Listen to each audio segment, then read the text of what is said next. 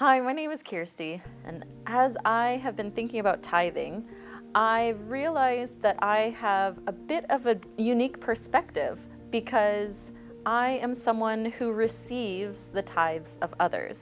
I am a missionary who fundraises the support for my ministry, for my salary, and so I recognize that that money that I receive is tithe.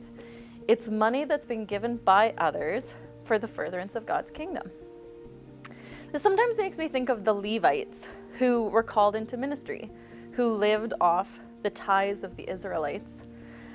I feel that it's a privilege to live off the tithes of other people who faithfully give to God's kingdom, which then causes me to ponder what it means for me to steward well those resources.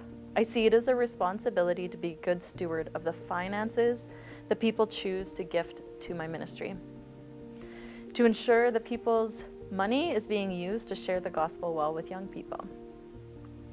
I believe that for all of us, as we think about tithing, of the giving of our finances, that we need to consider how we steward that.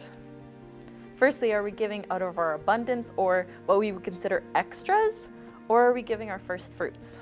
Well, if we're giving our first fruits, we need to be mindful about budgeting and being wise with our remaining finances so that we are able to live and to take care of the people who rely on us.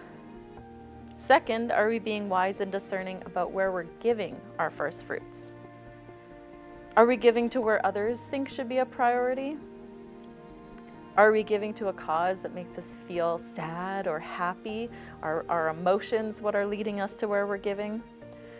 Or are we freely giving to a place where God has placed on our hearts to give, regardless of whether we receive a tax receipt? Thirdly, does our first fruit stop at 10%? In the winter, Pastor David spoke on this in a sermon, challenging the thought that some of us may have that 10% is some magic number. But the Bible says that God has given to us abundantly. And then from out of that, we also give abundantly. One last thought and challenge.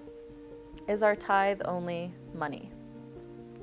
As we consider the way that we steward well the money we are giving, or what remains after we have generously given, let's consider how maybe our time, our love, our kindness is also a tithe.